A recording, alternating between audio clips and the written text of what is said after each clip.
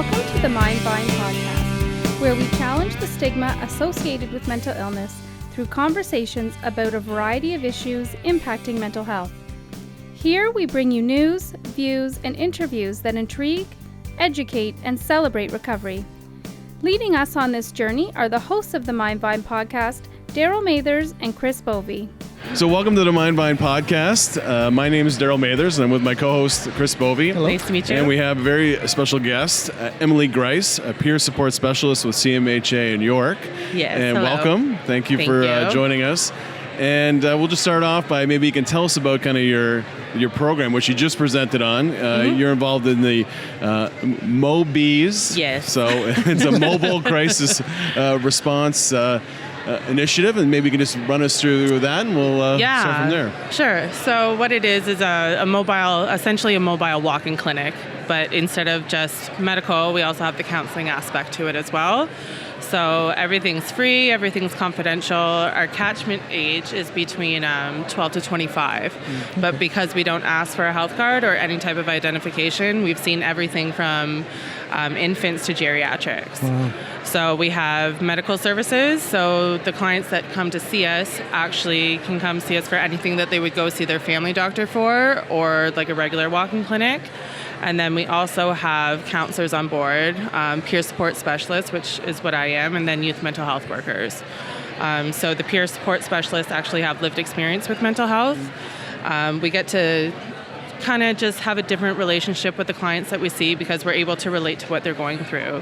So my mental health experience was I had depression for about 9 years, and I've had anxiety probably my entire life. And I've been treated medically for about a year with prescription medication, and then I was able to wean myself off, learned a ton of life skills and self-care, coping skills, things like that. So that's what I'm able to share with my clients.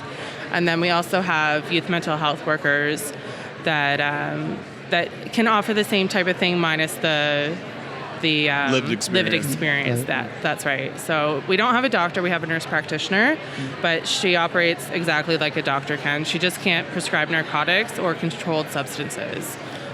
So how mobile is the mobile unit? We travel everywhere. So where, can you give us a sense of where you might go in a week, or how that might look? We actually work off a bi-weekly schedule. So say on Monday we'll be in Keswick, and then Monday afternoon we'll be in Stouffville. Wednesday we'll be in King City, and then we'll be in Richmond Hill. We go as far south as Vaughan, and then we go as far north as Alliston and Innisfil. So that can be, we have a schedule that we have set up. So we hit usually 2 locations in a day. But yeah, we just travel all over the place. This year we've tried to kind of keep the geographical areas closer together, so we're not spending tons of time traveling. But we usually travel, we set up the location for between 1 to 3 hours, and then we take a meal break, and then we'll go to our second location. And now we have Thursdays and Fridays where we have double shifts. So the morning team goes out and does their 1 or 2 locations, and then the afternoon team comes in and then they do their 1 or 2 locations. Oh.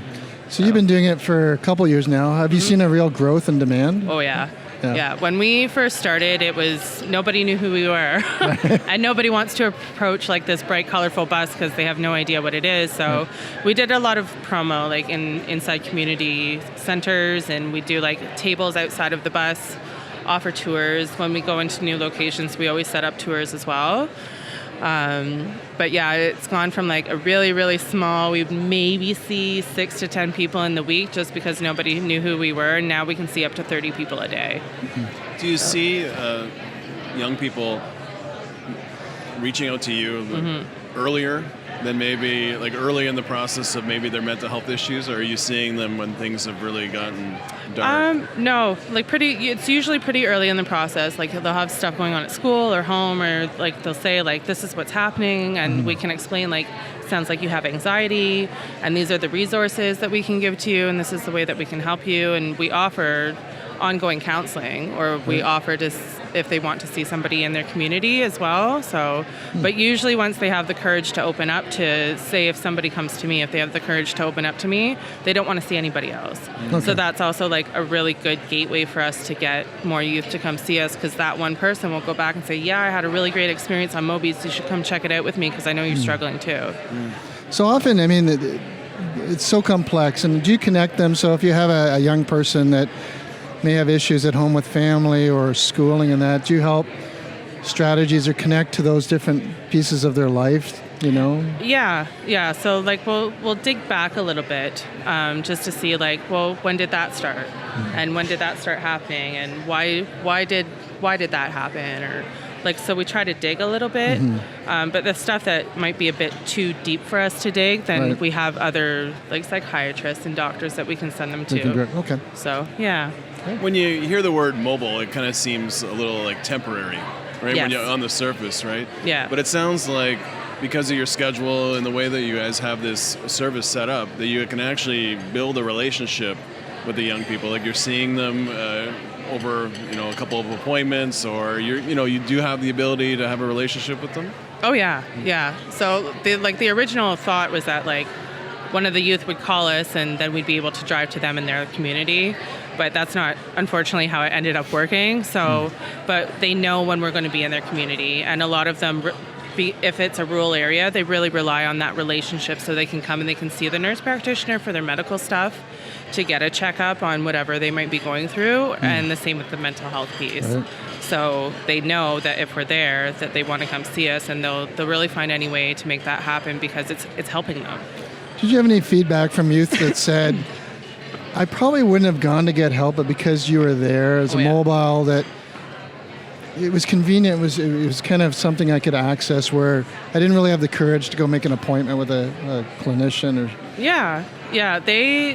So a lot of you'd know that wait times to see counselors or psychiatrists can be anywhere from 6 weeks to a year and a half, depending on where they live and where they have to travel to receive that service, whereas ours is immediate. We also have a psychiatry service called Ontario Telemedicine Network, and that just opens up like fast access psychiatry really, really fast, in as little as 2 weeks. These youth can be seeing a psychiatrist to get a diagnosis or medication, or just to really talk to them about stuff that they can't really talk to us about. So. You mentioned kind of at the start of the initiative that you did a lot of promotion to kind of let people know what you're all about. Do you have to do any promotion now, or are people coming through the door, or is it word of mouth? So all of that. Yes. So we still do, like when we go back into the schools, we'll do because there's grade 9s that come in that might not have an idea of who we are, and if they don't have any friends in higher grades, they're still not going to know who we are. So our first couple weeks in the schools, we really just focus on doing tours. And when they have mental health weeks, or if they have fundraisers or anything going on, we'll slide a table in there as well and hand out bracelets and pamphlets. And we got little information cards as well that just explains a little blurb about if you're feeling stressed or sick or anything, you can come and you can see us for that. That's right. Do you find you being in the schools, have schools sort of embraced more asking you how we can do more? Have they having you sort of present to be able to do these things, to empower them to be able to help their students a bit more? Are they leaning on you a lot more now? Yeah, their guidance departments, their wait lists are huge. So they love that we're able to come in and give that service to their students too, because they know that their students are getting helped, and they know that they're not going to have to wait months just to see them for their first initial appointment. So yeah, schools weren't really open to the idea because they thought that there was going to be a duplication of service. But once we got in there, they're like, we want you here all the time. Right. So. You mentioned when we started just about your own personal experience, how you dealt with depression the last 9 years. Yep. And you probably dealt with anxiety most of your life. My whole life, yeah. Looking back, do you think something like this would have helped at some point? Yeah. In terms of its availability or being able to talk to somebody who's kind of understands what you're going through. How do you think it would have helped? So for me, because when this first started, I loved the idea. And then I thought when I first noticed that I was depressed in high school, I didn't want to go talk to my student counselors because any one of my friends or one of their friends could have seen me going into the office. I didn't want to talk to my friends about it because kids are mean, and you make fun of your friends when you're still in high school, unfortunately. And I don't want to talk to my parents about it because I don't want them to worry. So to have somewhere like this to go that's either on my school property or a youth drop-in center nearby, or even just somewhere I can walk to on my way home from school, that would have been huge for me. Because I could have gotten care years before I was even ready to admit that there was a problem. So I'm really glad that it's around for this generation, especially just because like technology and like all the new stuff that I didn't even have to deal with, 10, 15 years ago as a youth.